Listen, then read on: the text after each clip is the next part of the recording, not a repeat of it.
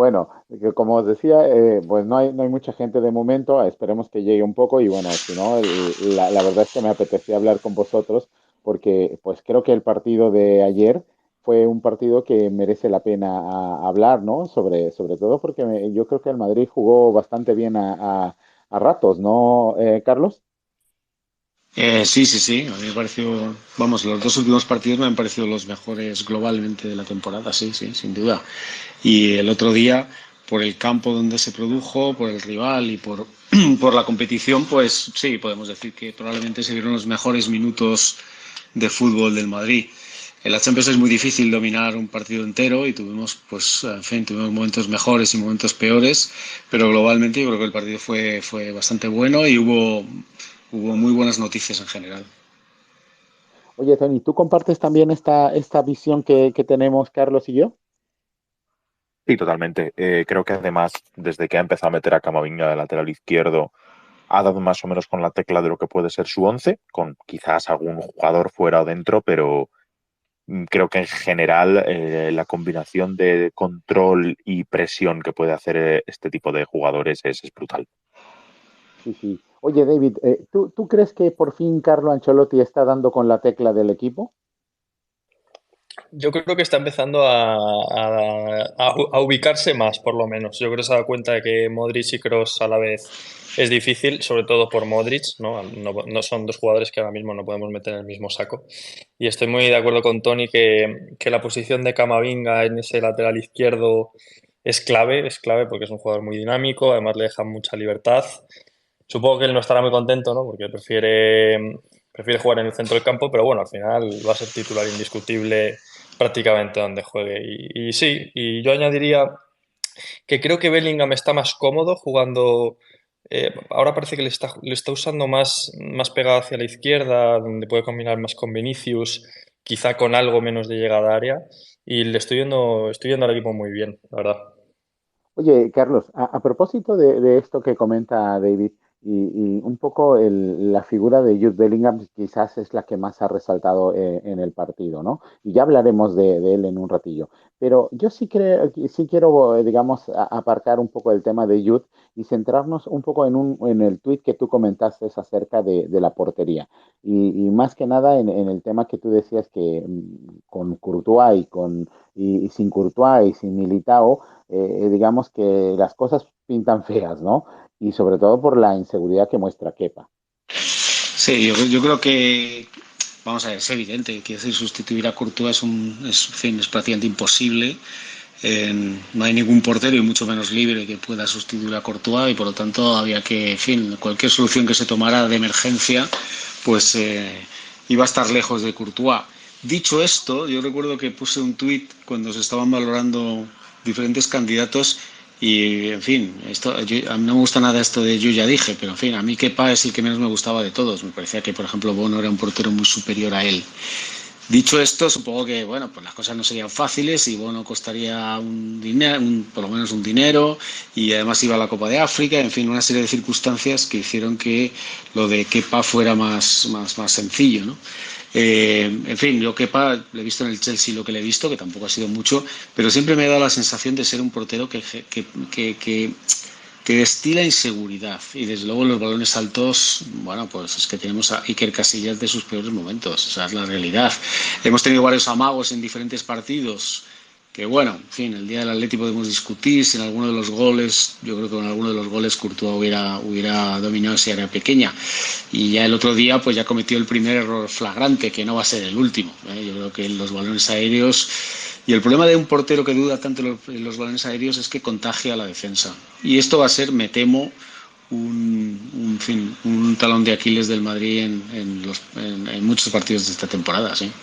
Sí, oye, Tony, precisamente yo comentaba que a mí me parecía que de la parte negativa del partido, por supuesto que era lo de Kepa y algo de lo que comenta Carlos, o sea, el aparato defensivo a nivel aéreo, digamos, está comprometido. ¿Y qué tanto es responsabilidad de Kepa y qué tanto es de que no está bien trabajado, Tony?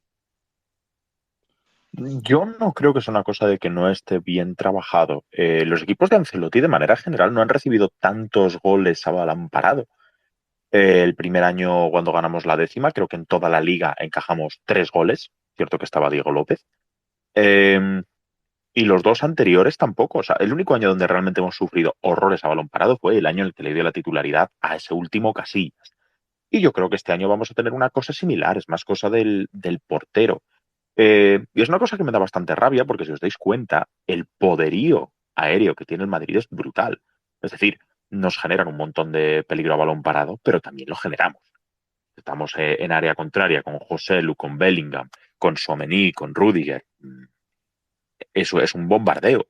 Y da un poco de rabia pensar, de decir, joder, si Militao y Courtois no se hubieran lesionado, primero, sumabas a Militao a la causa de balón aéreo ofensivo, y segundo, es que no te iban a marcar un gol de córner quizás en toda la temporada.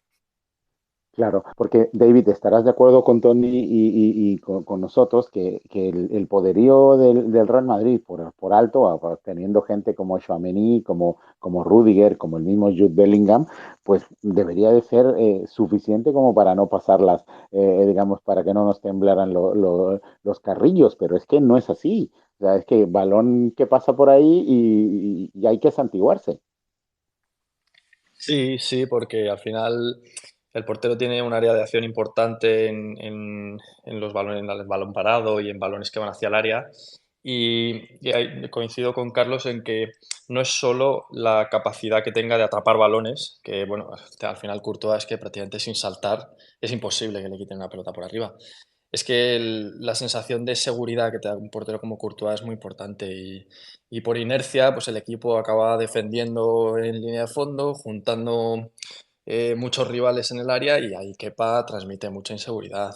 Y yo por compararlo un poco con Lunin, que tampoco creo que sea un portero, realmente no sabría decir quién es mejor, Lunin creo que sí que tiene por lo menos la capacidad de transmitir seguridad en balones aéreos, porque al final es un portero alto y simplemente por la estatura podría darnos un poco más de seguridad. Oye, Carlos, ¿y tú crees que como ha introducido David, pueda crearse un debate, digamos, en la cabeza de Carlo Ancelotti con respecto a la portería? No sé, en la cabeza de Carlo Ancelotti no, pero al próximo fallo de Kepa ya te digo yo que el debate está en la prensa, eso con total seguridad. No sé, a mí Lunin, en fin, lo poco que ha jugado, que tampoco ha sido demasiado, tampoco es un portero que me haya gustado mucho, la verdad. Hay que decir que, curiosamente, el mejor partido que yo creo que le he visto así globalmente fue el que hizo en Bilbao antes de irse otra vez al banquillo. Eh, yo no sé decirte. A mí me da la impresión de que en el tema del portero, Carlos de alguna manera lo tiene subrogado en Llopis, y Llopis, por lo que todo el mundo cuenta, vamos, por lo menos considera que Kepa es mejor portero y que es su portero.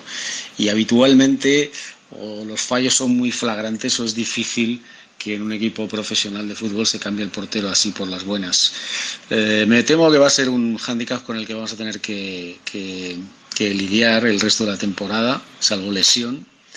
Y no sé, si es que Kepa, para empezar, no es un portero alto, y luego el otro día, si os fijáis, en algunos balones, quiero decir que él con los brazos salta menos que algunos delanteros con la cabeza, o sea que es un problema también de salto en vertical. A mí me parece que es un tema estructural. De hecho, Carlo Ancelotti en la rueda de prensa más o menos lo vino a decir. Dice, bueno, Kepa es muy bueno bajo los palos y no es tan bueno en los balones cruzados. Y dijo algo así como, nadie es perfecto o algo así por el estilo. O sea, que yo Sí. creo que lo tienen asumido y supongo que sus compañeros también lo tienen asumido.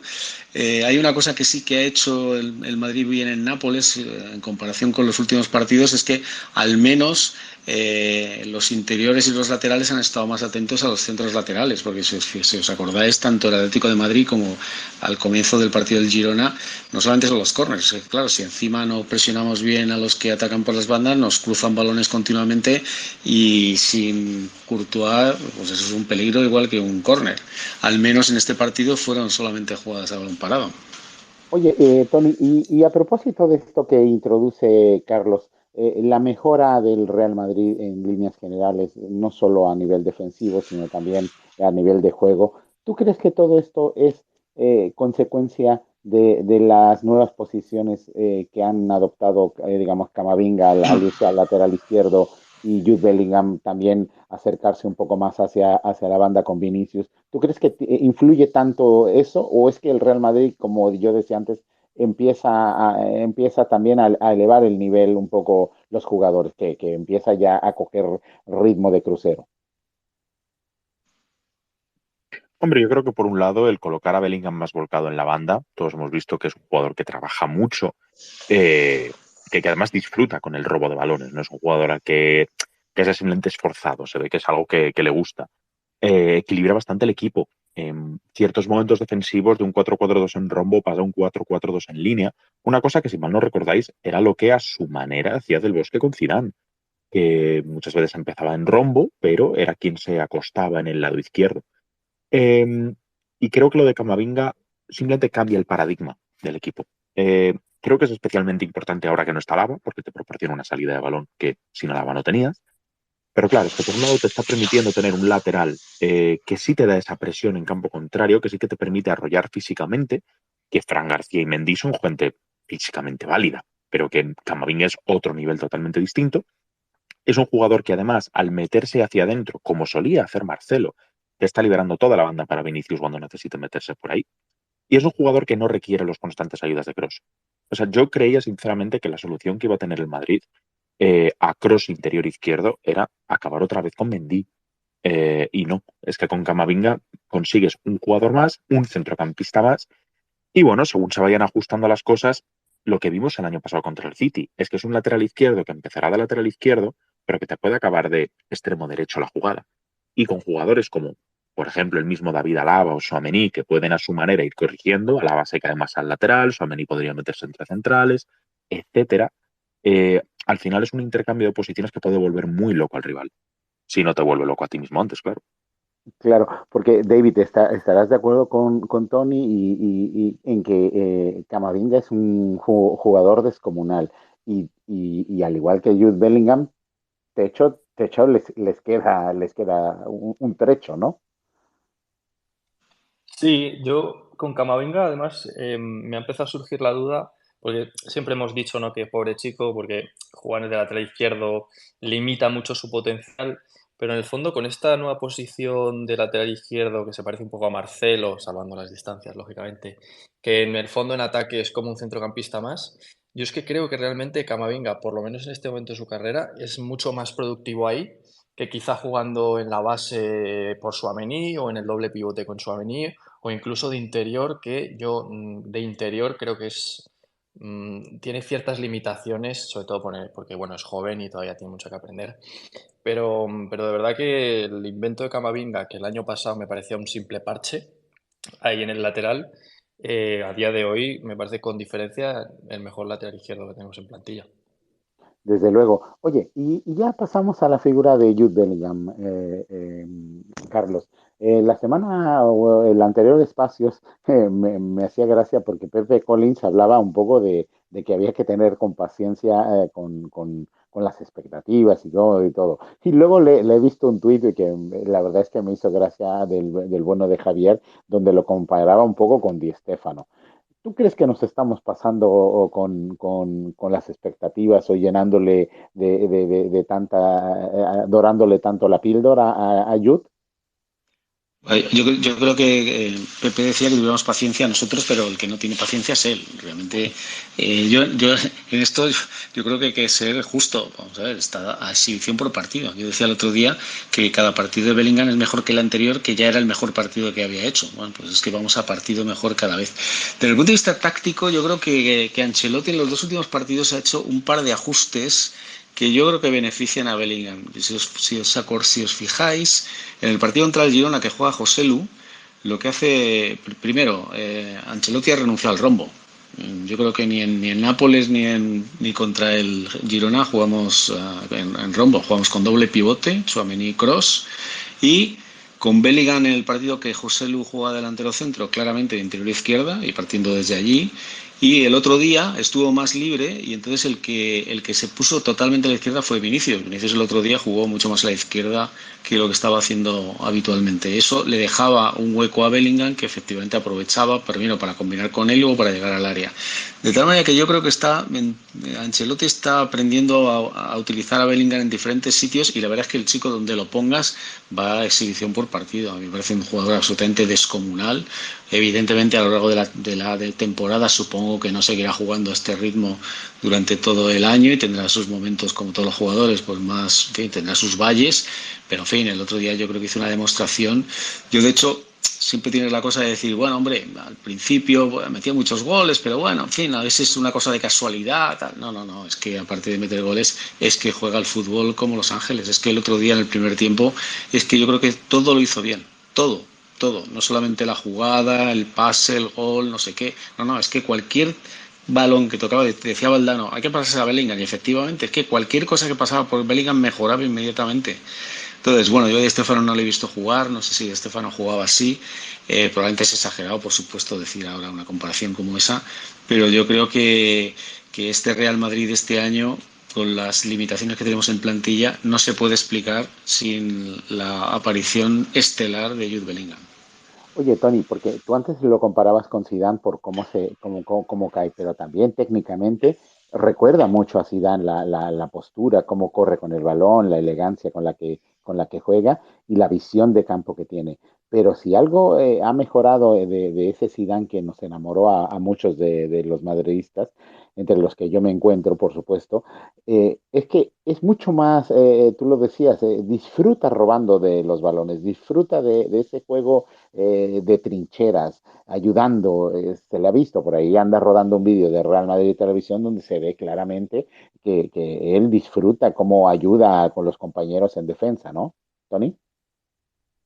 Totalmente. Pero esto ya no lo colocaría tanto como un jugador zidanesco, porque Zidane en partidos grandes, grandes, grandes, ayudaba y se fajaba, pero no era lo habitual.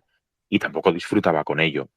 Yo lo achaco más al fútbol inglés, porque precisamente según hablabas, estaba intentando pensar en un ejemplo de, vamos a ver, qué tipo de jugador, siendo parecido a Bellingham, le he visto disfrutar de esta manera en este tipo de juego. Y es Beckham. O sea, yo me acuerdo de que Beckham vino bajo la crítica de ser, pues, el jugador, bueno, que venía más por la marca y la imagen que otra cosa, y realmente después lo hiciera mejor o lo hiciera peor, era un jugador que en el centro del campo se fajaba. O sea, sobrevivió casi sus 3 primeras temporadas jugando en medio centro defensivo sin serlo, y no se le daba tan mal.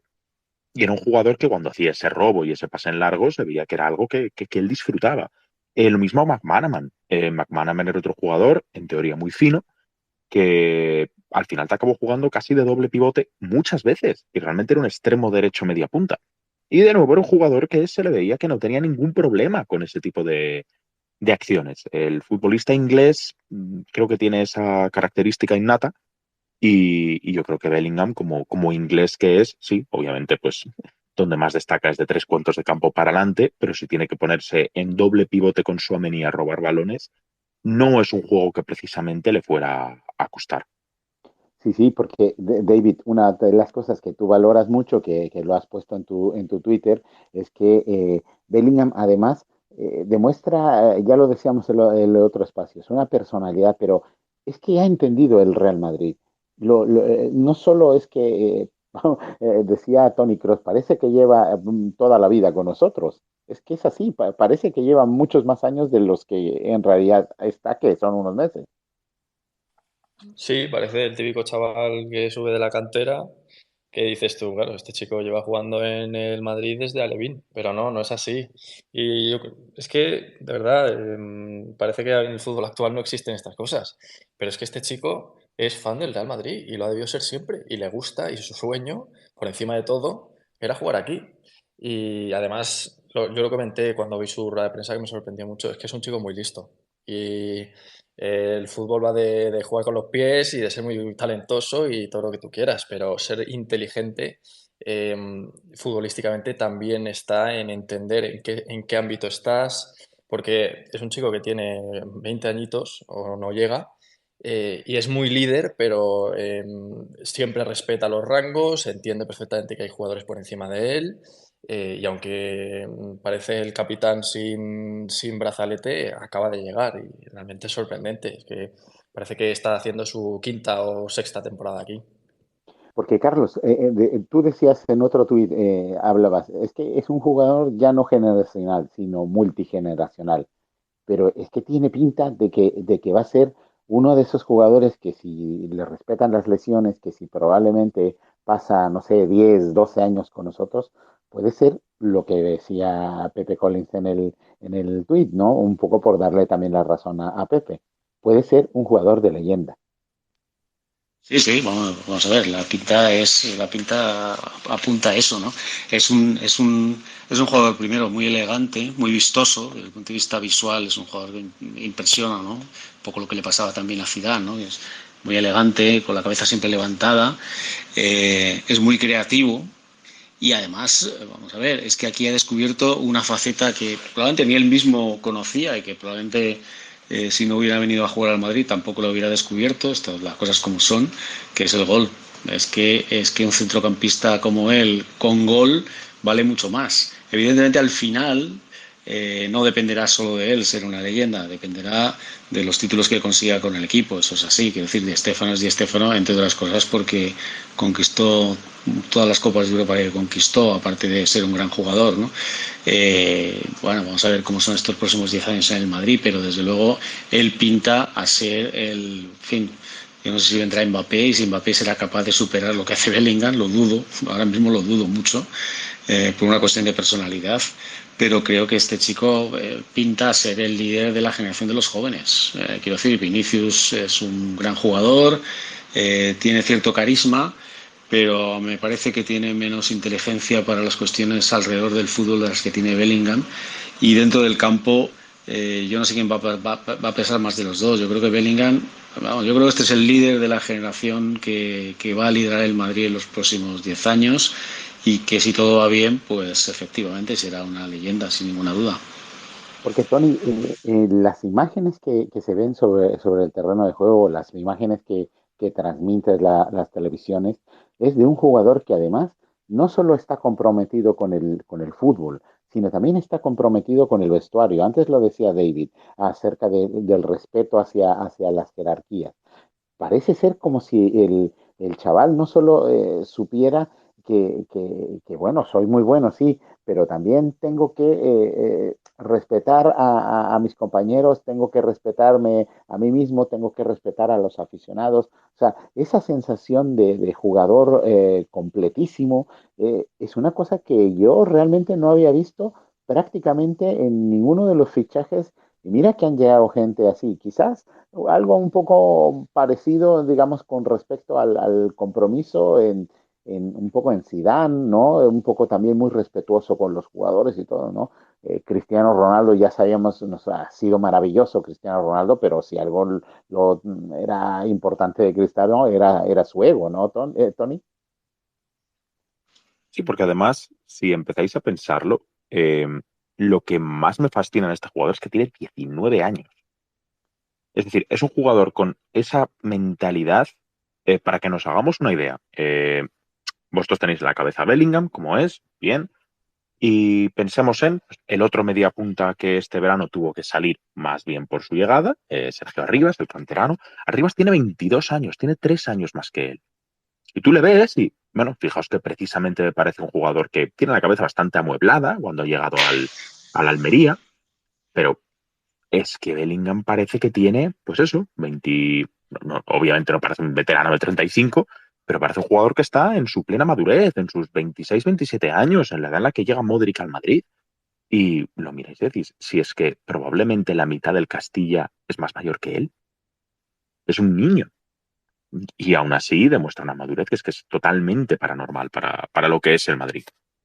Claro, y es que eso es lo que llama tan poderosamente la atención, digamos, en el madridista. Por ejemplo, Carlos y David, vosotros que vais regularmente al estadio, yo creo que el aficionado del Real Madrid, digamos, que lo ve en directo, que lo ve correr, que lo ve fajarse, como decía antes Tony, que le ve esa belleza técnica, esa elegancia, esa plasticidad. Pues es que es difícil no enamorarse del jugador, Carlos, David. Sí, Eh, perdón. no, no, habla. Sí, sí, no, es brutal realmente. Además, es que es lo que decía Tony. Es que tú le bajas al Castilla y, hombre, no te voy a decir que sea de los más jóvenes, pero es de los más jovencitos. Yo siempre, con los fichajes, siempre es un poco una brutalidad lo que voy a decir, pero necesito verle dar 4 toques, su primer toque y los 3 siguientes, para saber, este chico, cuidado, cuidado que son palabras mayores. Y hombre, generalmente nos podemos equivocar, ¿no? Pero con Bellingham fue desde el principio, yo, vamos, nunca le había visto jugar con frecuencia en el Dortmund, y cuando le vi aquí la primera vez dije, este chico es un fichaje muy serio, muy serio. Y además, leía el otro día un tuit, lo que pasa es que no sabría deciros exactamente quién lo puso ni cómo lo puso, pero decía, Bellingham realmente no puedes decir que destaque en algo específico, pero es que es un jugador de jugadas. Es el típico jugador que tácticamente siempre sabe dónde colocarse, que siempre está en el momento adecuado, en el lugar adecuado. Y un ejemplo perfecto que ha hecho varias veces ya esta temporada es su capacidad para atacar los segundos rechaces y los rebotes. Ha metido un par de goles o así, o 3 de rebote del portero, que dices, ojo que no esté en fuera de juego. Jamás va a pillar a Bellingham en fuera de juego, porque lo calcula, es un jugador muy inteligente. Vamos, verlo en directo es una pasada. En eso recuerda un poco a Raúl, ¿eh? Salvando las distancias, Raúl era así de listo, era muy pillo, Carlos. Pero me gustaría que ahondaras un poco en lo que comentaba antes yo, Carlos. Sí, sí, vamos a ver. Lo tiene todo el chico. Es muy listo, efectivamente, es muy listo. Sí, es que además es que es en todos los partidos. Es que el otro día contra el Nápoles no metió un gol de cabeza en un rebote del portero, que era otro gol igual de los varios que ha metido ya. Es así. Entonces, vamos a ver, la afición del Bernabéu, que es como es, ¿eh? O sea, quiero decir, el Bernabéu es un sitio difícil para jugar. Es cierto que los últimos años en ese sentido hay una cierta luna de miel con el equipo porque, en fin, ha habido triunfos muy resonantes. Todavía en la memoria de muchos de los que vamos allí está la 14.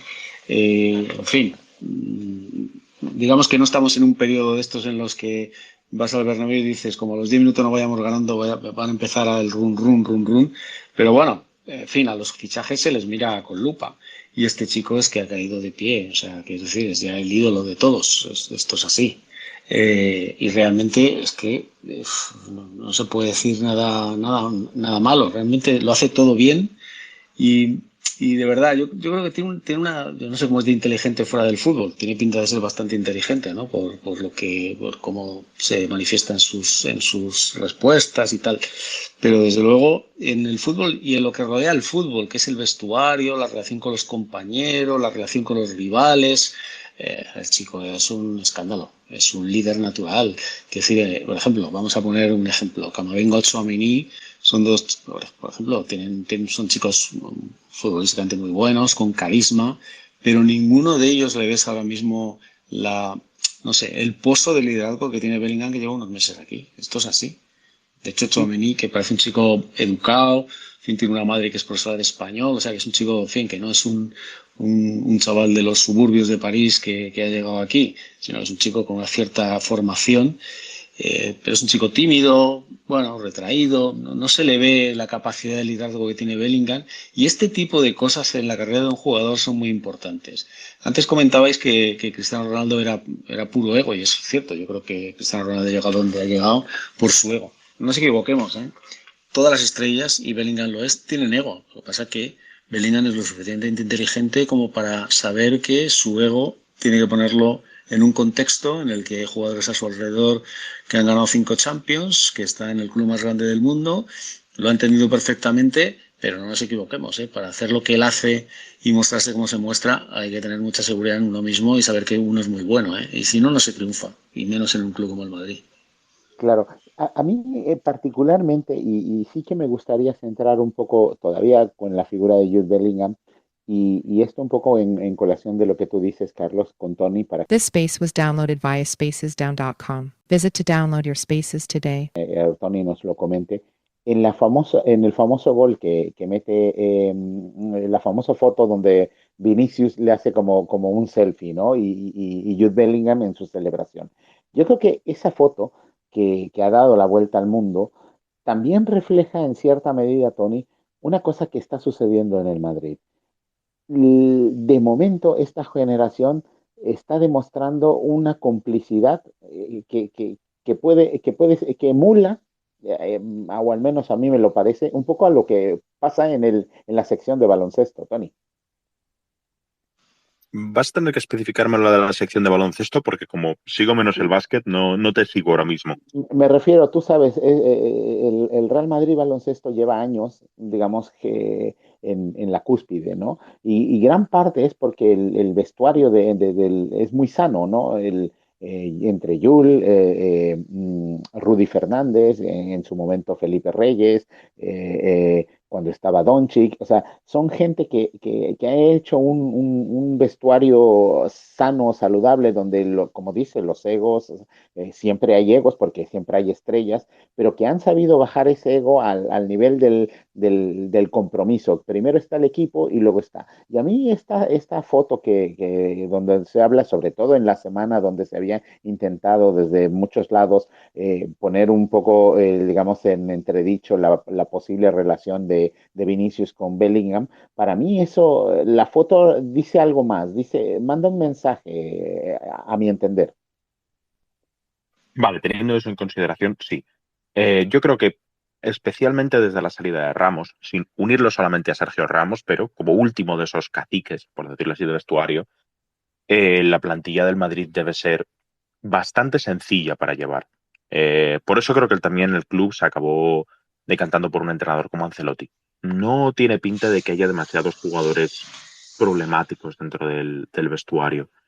De hecho, precisamente uno de los que está surgiendo ahora, esas hipotéticas declaraciones de Modric, serían un poco sorpresa, pero bueno, de manera general, lo que ha estado haciendo además el Madrid estas últimas temporadas ha ido irse quitando todos estos jugadores que bueno, sin ser voces negativas, pues tampoco aportaban nada. Los Bale, Isco, Mariano, Hazard, que podían ser más o menos positivos en el vestuario, negativos, pero que claro, tener ahí a un jugador que ni está ni se le espera. Yo creo que esta puede ser la temporada con uno de los vestuarios potencialmente más sanos que hemos tenido en mucho tiempo. Claro, porque, y esto me lleva un poco al gran debate que Carlos ha introducido y que como yo sé que David tiene muchas ganas de hablar de ello, está en la figura de Mbappé. Claro, ayer se vio una imagen que seguramente vosotros habréis visto ahí en los resúmenes de la Champions, o si viste el partido, yo vi el partido del Newcastle contra el PSG, donde Mbappé se ve claramente con los brazos en jarra y se le ve abatido porque, bueno, les han metido una tunda, pero además es que él está viendo que jugadores como Bellingham, como Vinicius, como Haaland, con los que va a competir, digamos, a nivel mundial por los premios individuales, que al final no dejan de ser jugadores, como decía Carlos Conego, pues que a los que aspiran y a los que quieren ganar, eh, claro, se le está pasando como quien dice el tren, ¿no, David? Y claro, ahora uno se pregunta, con un jugador con Jude Bellingham que haya caído de pie, como decía Carlos, donde haya entendido la idiosincrasia, donde parece que el vedetismo que podría tener no existe en él, y luego por la parte de Mbappé, ¿debemos de seguir pensando en Mbappé como un futurible?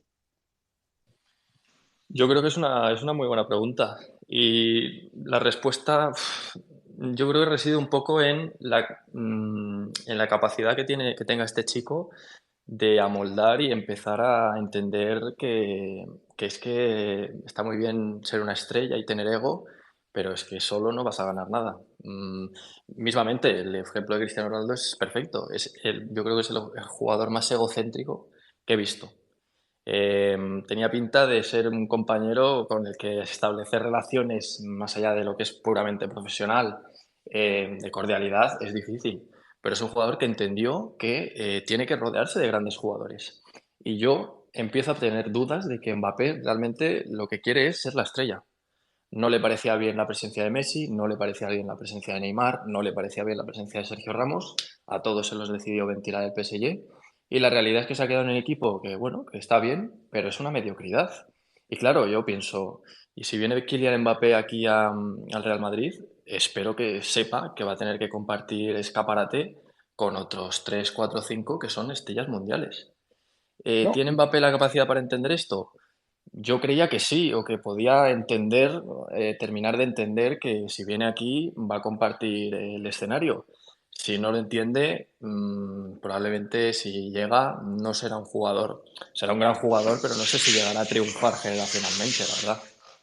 Carlos, porque el ecosistema es muy importante. Así como antes nos cachondeábamos de lo de el tema económico, ¿no? Y decíamos, no, es que hay que mantener los dineros a raya para que no se nos va el límite salarial. No recuerdo ahora la palabra exacta con la que nos cachondeamos, ¿no? Pero me digo, con nos cachondeamos en Twitter Real Madrid. Pero yo siempre he creído que el ecosistema en un vestuario es tan importante como tener jugadores buenos. Bueno, sin ninguna duda, vamos. El fútbol está lleno de historias de equipos que hacen inversiones brutales y que al final la química no aparece por ningún lado. El propio Madrid tardó unos años en forjar una plantilla que tuviera las características de calidad y de compenetración personal como para conseguir éxitos. Con respecto al tema Mbappé, yo voy a ser radical. Yo sinceramente no quiero a Mbappé en el Madrid, lo digo sinceramente, y menos en este Madrid. La foto que comentabais antes, la foto esta de Bellingham metiendo el gol y rodeado de sus compañeros, que curiosamente la mayor parte de ellos son los jovencitos que hemos fichado en los últimos años, yo creo que si las cosas van bien y el Madrid se convierte en un equipo ganador en los próximos años, va a ser la foto de la quinta de Bellingham. O sea, realmente es una quinta que está haciendo un homenaje al que es su líder natural. O sea, Vinicius no es, por una cuestión de personalidad, es difícil que sea el líder de una generación de jugadores. Y yo creo que esta generación de jugadores, los Tchouaméni, Camavinga, Valverde, Vinicius, Rodrigo, ha encontrado su líder natural, que es Jude Bellingham. Yo creo que la presencia de Mbappé sería un factor distorsionador y yo, desde luego, si tuviera que echar el resto, ya evidentemente para fichar a Mbappé va a haber que echar el resto, estamos hablando de mucho dinero, yo iría con todo por Haaland. Yo creo que Haaland sí que es un jugador que encajaría bien en esta plantilla, tanto por posición en el campo como por carácter, por personalidad. Creo que sería un fichaje mucho más acertado que el de Mbappé, lo digo sinceramente. Yo creo que la historia de Mbappé acabó desde luego, yo creo que idealmente tenía que haber venido con 18 años cuando estaba en el Mónaco y su última oportunidad, en mi opinión, fue hace 2 años cuando él decidió renovar. Yo desde luego yo no iría por Mbappé este verano radicalmente. Creo que va a traer más perjuicios que beneficios y desde luego se ha visto que, vamos, también vi el partido del Paris Saint-Germain ayer y bueno, más allá de que el equipo entero no estuvo bien, en fin, él realmente luego no se le vio ninguna sensación de echarse el equipo a la espalda, ¿eh? De ninguna manera. No, no, no, deambuló por el campo. Sí, con cara de Recordaba, tristeza. A mí me recordó en algún momento al Messi este de Liverpool y tal y igual, por allí andando por allí, poniendo caras lánguido, raras. sí, lánguido. No sé. Tony, a cuenta de esto que dice Carlos, a mí me parece interesante. Tú que eres, como siempre, un gran conocedor de la historia del Real Madrid, ¿tú ves un encaje en Mbappé?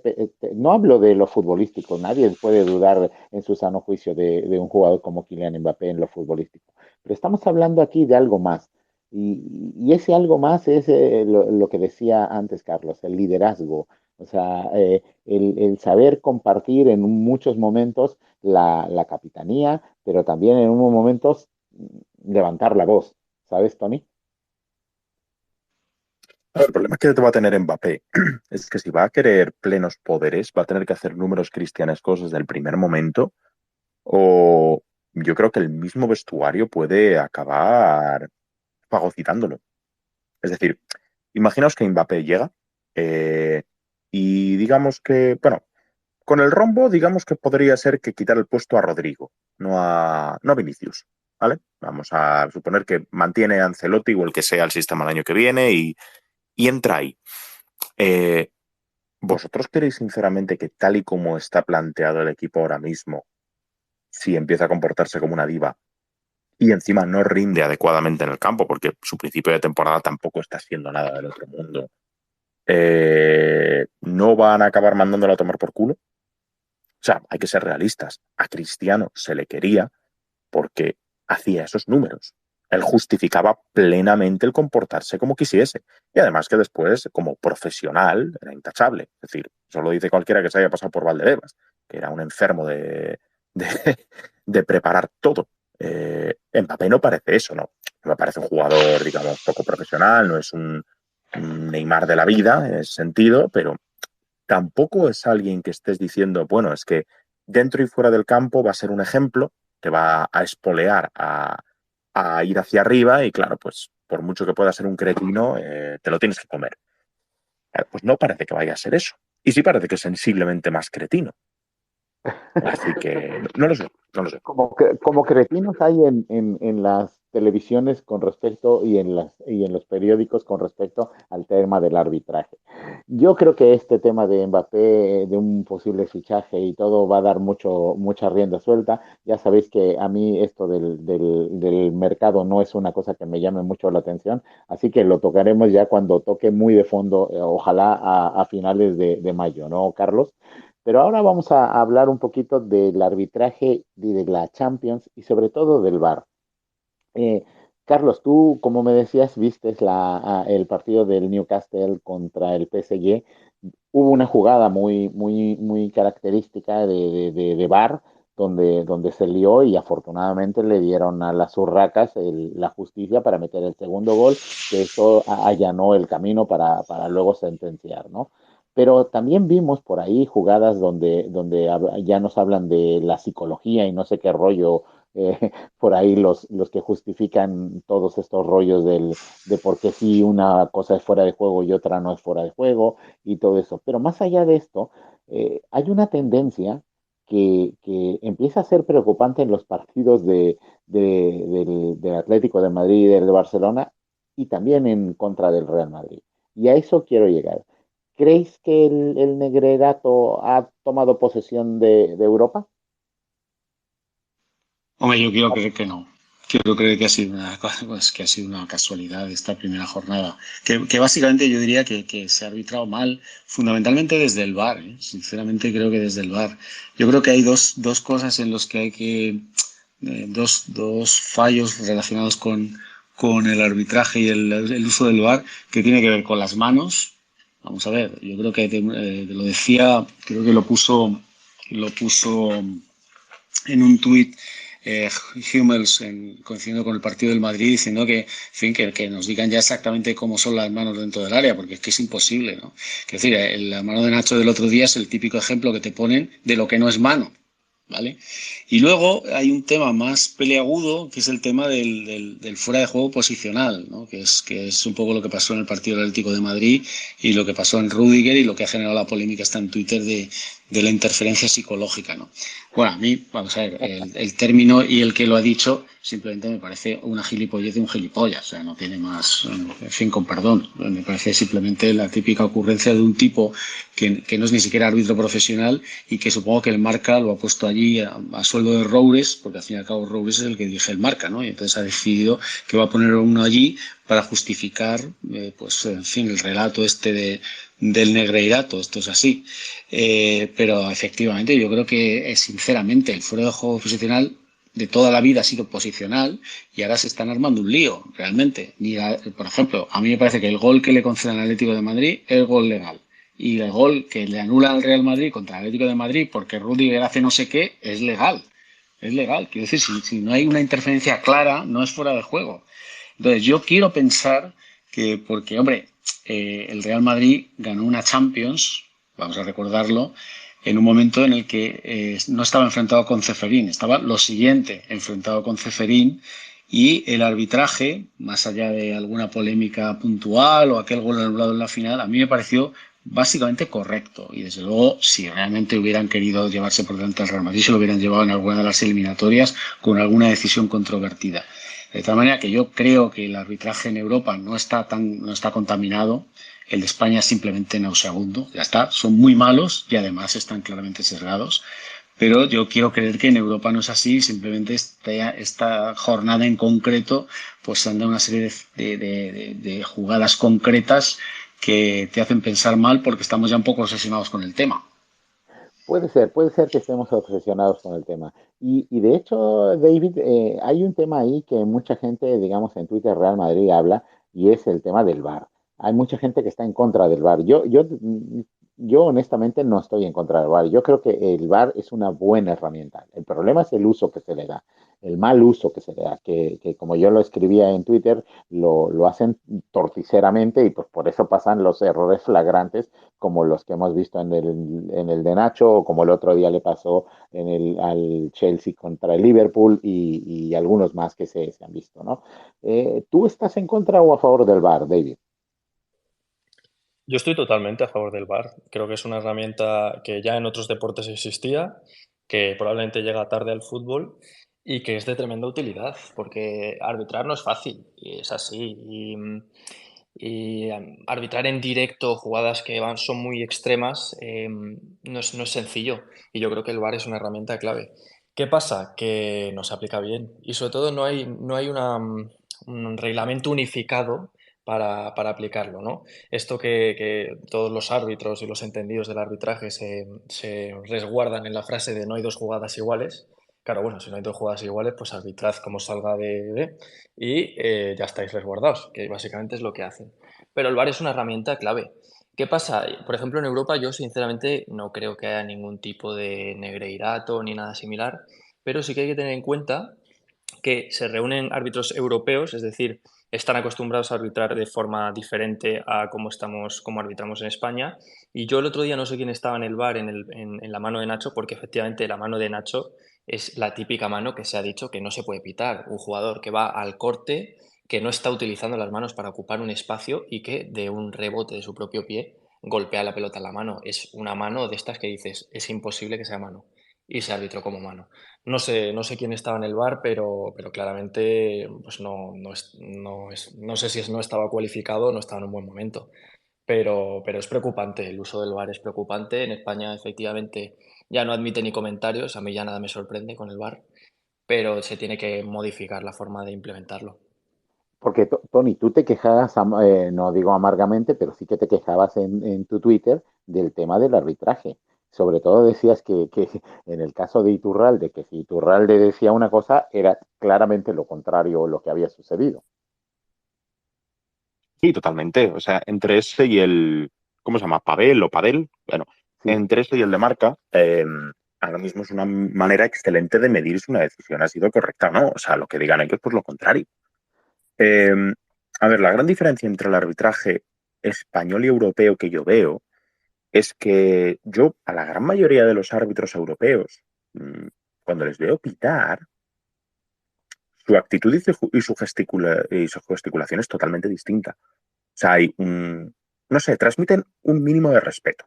Eh, Pueden tomar una decisión que es equivocada, pero carecen de la chulería que tiene el árbitro español. ¿Qué es lo que más te hace después desconfiar de ello? O sea, tú ves a los personajes que tenemos aquí tomar algunas decisiones, cómo la toman y cómo tratan a los jugadores, y dices, señor mío, es que te crees automáticamente que esta gente no esté haciendo precisamente las cosas como se deben. O sea, su misma gesticulidad es de matones de barrio. Y mi opinión con todo lo del Negreirato es que el mal nivel del fútbol español lo refleja, perdón, del fútbol, del arbitraje en el fútbol español lo refleja bastante bien. Es decir, si tú durante 20 años te has dedicado, en vez de promocionar a los mejores árbitros, promocionar a los que son de tu corte, pues irremediablemente vas a acabar con una cantidad de ineptos, pues tú imagínate. Y es que es lo que se ve en el fútbol español, lo que pasó el otro día que lo hizo la Arbeloa Rojas, el del autobús, ese de Next. Es simplemente distópico. O sea, tú le ves gesticular, tú le ves cómo explica sus decisiones, tú le ves cómo actúa en el campo y dices, este tío, ¿cómo ha llegado aquí? Es que es imposible. Y después ves al típico árbitro, yo que sé, de cualquier nombre de país aleatorio europeo, número 7, ¿vale? Arbitrando un partido de Champions y se puede equivocar.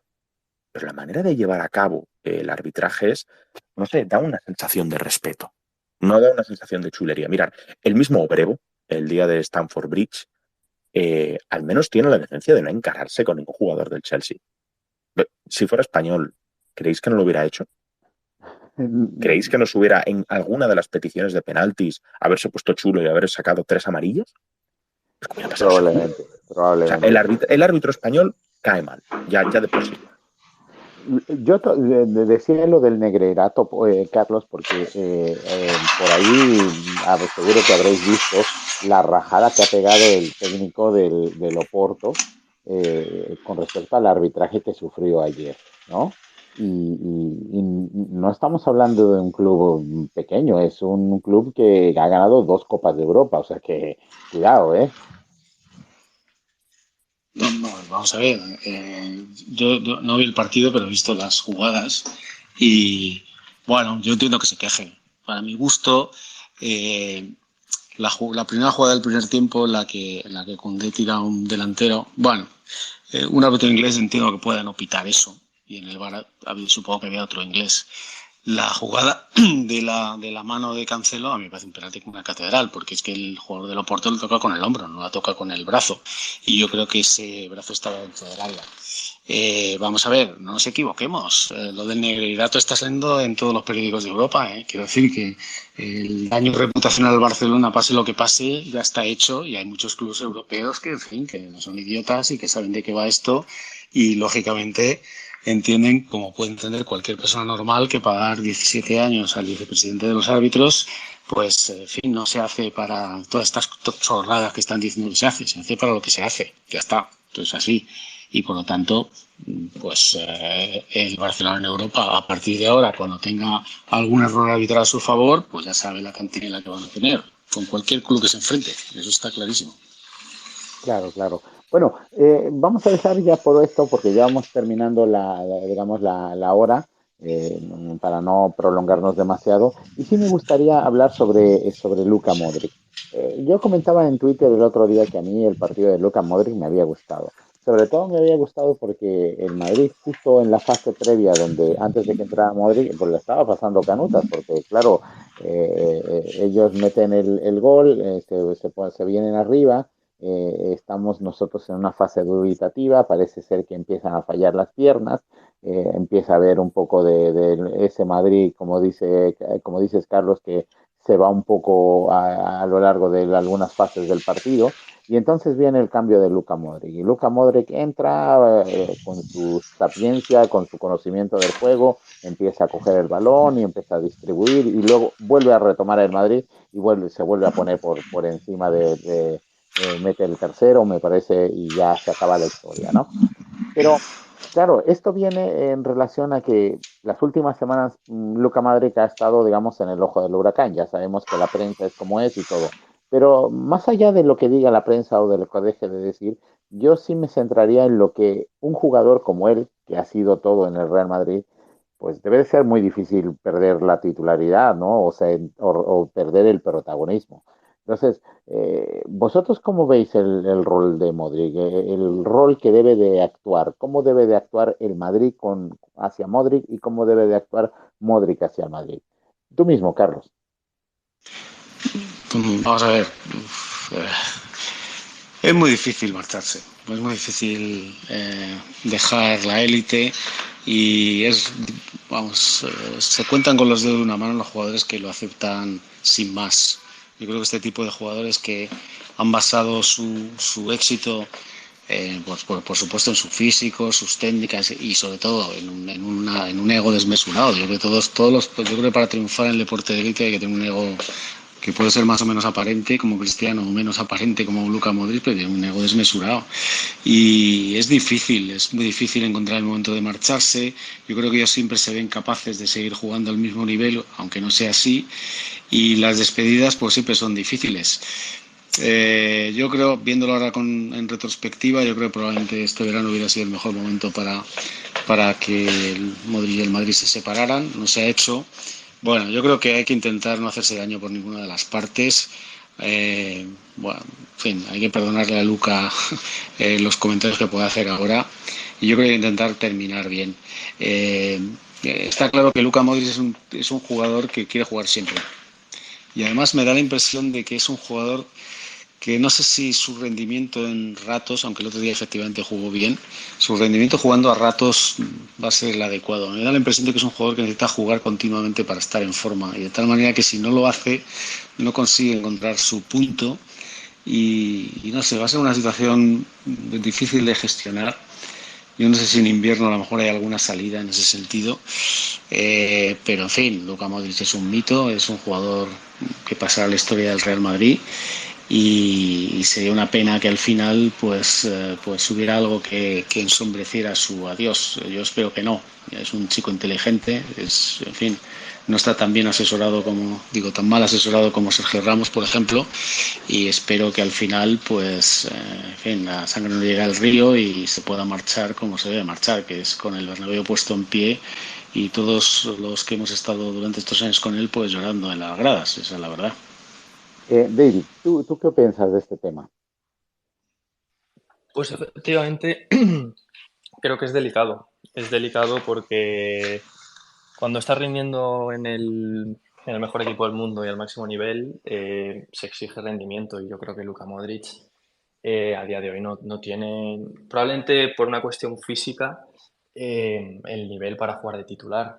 Y para una persona que ha sido dueña del centro del campo durante 10 años, 12, de un club con el Real Madrid, pues tiene que ser duro. Yo creo que estas cosas que salen de que pues a él no le gusta y tal, son verdad, porque estoy seguro que él expresa su descontento, pero también creo que es un chico que es inteligente y que sabe dónde está y entiende cuál es su rol ahora mismo. Que en el fondo pues es ayudar al equipo en lo que pueda y guiar a los jóvenes que son bastantes y es un espejo fuerte en el que reflejarse. Y es duro. Yo creo que podría haber sido un jugador que hubiese salido este verano, pero al final a este tipo de jugadores el Madrid pues les da un poco la capacidad de elegir y él decidió renovar. Espero que todo transcurra con tranquilidad y que nadie se quede con un mal sabor de boca de un jugador histórico y que bueno, pues al final de temporada efectivamente estemos todos aplaudiéndole, que es lo que se merece, y que no nos hagamos mucho daño. Tony, ¿tú qué piensas sobre este tema? Pues bueno, que lo primero que hay que hacer es mirar el carnet de identidad de Luka Modric y ver que es un tío que tiene, ¿qué? 37, 38 años. Es decir, 38, 38. 38. A mí me da muchísima pena el hecho, más que nada, de ver esa última faceta de Modric, un poco reivindicativo, tal. Bueno, por un lado, de romantizarnos un poco y pensar que este hombre se puso en rebeldía en su día con el Tottenham para venir al Madrid, que si a nosotros nos hicieran eso nos sentaría bastante mal. Que es uno que ya quiso en su momento irse gratis al Inter de Milán, y que, bueno, pues pese a lo mejor para su carrera en el Madrid hubiera sido dar un paso al lado en la selección, al menos este verano, después de la Nations League, puedo entender lo del último mundial y decir, mira, es que tengo otra final de un título europeo, o sea, de un título internacional disponible. No ha querido. Esto no es un achaque a Modric, que es, mira, es un jugador que, vamos a ver, es un ser humano. Esto no viene de cero.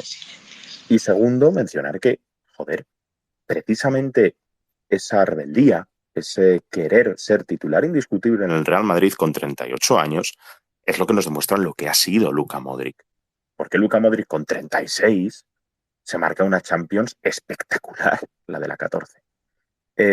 Para poner un ejemplo, solamente he encontrado un jugador que a esta edad fuera todavía competitivo hasta cierto punto con el Real Madrid, que fue Puskás, que además podemos compararle un poquito, porque también fue su última temporada, bueno, no fue su última temporada, se quedó una más, pero la última temporada con 39 años no disputó un solo minuto, solamente jugó amistosos. Pero en su anterior temporada, con la edad de Luka Modric, el equivalente, juega 8 partidos de liga. Y de hecho no disputa ninguno en la segunda vuelta. En Champions, Copa de Europa, deja de contar desde la ida de octavos de final. Y al final queda para unos últimos duelos coperos, mientras el resto del equipo, los que estaban en condiciones, te jugaban las semifinales y la final de la sexta. Estamos hablando de Puskás. Es que jugadores como Modric va a haber muy poquitos a la hora de la historia, o sea, en la historia del fútbol y del Madrid. Lo dicho, no es una actitud que venga de nada. Modric ya ha tenido ramalazos. Bueno, pues es lo que es. Y precisamente sin ese tipo de ramalazos, un jugador que con 38 años quiere jugar todos los partidos con el Real Madrid y con su selección, no sería Luka Modric. Ya está, queda disfrutar en la medida de lo posible esta temporada, cruzar los dedos porque no se acretine demasiado, que ya hemos visto a demasiadas leyendas irse mal, y saber que, bueno, si quiere... Uy, se le ha cortado a Tony, o al menos yo no le escucho. ¿Vosotros le escucháis, Carlos? Sí, no, se ha cortado, sí, efectivamente se ha Eh, cortado. No, seguid ahora vuelve, ahora oyéndome. vuelve. Ahora vuelve. ¿Cuándo se me ha cortado? Cuando has dicho que no se acretine mucho, entonces yo creo que Ah, ahí es cuando Modric nos ha hecho vudú. pues eso, que no se acretine mucho porque, hombre, la historia del Madrid ha dicho que generalmente cuando un jugador se va poniendo caritas del Madrid, hombre, no creo que le queden demasiados años de fútbol a Modric por delante, pero no suele acabar bien para ellos. Claro. Bueno, pues a mí yo también en mi fuero interno me duele un poco ver que se hable más de él por las cosas que puedan ser verdad o sean mentira. Yo no lo sé, no doy mucho crédito muchas veces a lo que leo o a lo que escucho de la radio, porque en general no le doy mucha importancia a lo que dicen los periodistas. Su opinión no es importante para mí, pero sí me importa mucho más la opinión de vosotros, madridistas. Esas sí que le doy más importancia. Y hombre, siempre es importante contar con la voz de Carlos, de David y de Tony, pues porque testan muy bien al menos el sentir de mucha gente con la que comparten día a día el cariño por el Real Madrid, ¿no? Bueno, pues yo creo que con esto hemos cubierto lo que yo pretendía de este día, de este espacio. Os agradezco como siempre la aceptación a la invitación y os emplazo para el próximo espacios que será pues cuando vuelva a la Champions, porque ya sabéis lo que yo os digo, yo he dimitido de la liga, veo los partidos, pero paso de hacer espacios y de comentar de una liga que está totalmente adulterada, ¿vale? Carlos, David, Muy bien, Tony, muchísimas gracias. un abrazo a todos. Nos estamos leyendo y escuchando por otros lados, ¿vale? Un abrazo a todos. Vale, Gracias. Un un A la abrazo. Madrid. abrazo Chao, chao, chao. a la Madrid. Hasta luego. Chao, chao.